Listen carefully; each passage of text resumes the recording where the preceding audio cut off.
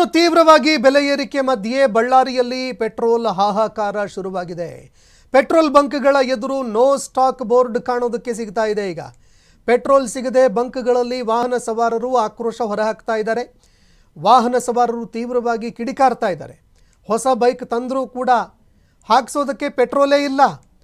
Bunk ಮುಂದೆ ನಿಂತು ಸಾರ್ವಜನಿಕರು ಆಕ್ರೋಶ ಹೊರಹಾಕಿದ್ದಾರೆ. ವಾಹನ ಸವಾರರು ತೀವ್ರ ಕಿಡಿಕಾರಿದ್ದಾರೆ. ಬೆಲೆ ಜಾಸ್ತಿ ಆಗಿದೆ ಆದರೂ ಕೂಡ ಓಕೆ, ಆದರೆ ಪೆಟ್ರೋಲೇ ಇಲ್ಲದಂತಾದರೆ ಹೇಗೆ ಅಂತ ಆಕ್ರೋಶ ಹೊರಹಾಕ್ತಾ ಇದ್ದಾರೆ. ಸರ್ಕಾರದ ವಿರುದ್ಧ ವಾಹನ ಸವಾರರ ಆಕ್ರೋಶದ ಜ್ವಾಲೆ ಹೊರಬೀಳುತ್ತಾ ಇದೆ. ಆಕ್ರೋಶದ ಕಟ್ಟೆ ಒಡೆದು ಬರ್ತಾ ಇದೆ. ಅದರಲ್ಲೂ ಸಾರ್ವಜನಿಕರು ಸಾಮಾಜಿಕ ಜಾಲತಾಣದಲ್ಲಿ ಈ ಶ್ರೀಲಂಕಾನೋ, ಬಾಂಗ್ಲಾದೇಶ, ಮತ್ತೊಂದೆಡೆ ನೇಪಾಳ, ಈ ರೀತಿ ಎಲ್ಲ ದೇಶಗಳಿಗೂ ಕೂಡ ಸಪ್ಲೈ ಮಾಡ್ತಾ ಇದ್ದೀರಿ ನೀವು ಇಲ್ಲಿಂದ ಕ್ರೂಡ್ ಆಯಿಲನ್ನು ಸಂಸ್ಕರಣೆ ಮಾಡಿ, ಆದರೆ ದೇಶಕ್ಕೆ ಪೂರೈಕೆ ಮಾಡೋದಕ್ಕೆ ನಿಮಗೆ ಪೆಟ್ರೋಲ್ ಡೀಸೆಲ್ ಇಲ್ವಾ ಅಂತ ತೀವ್ರ ಆಕ್ರೋಶ ಹೊರಹಾಕ್ತಾ ಇದ್ದಾರೆ.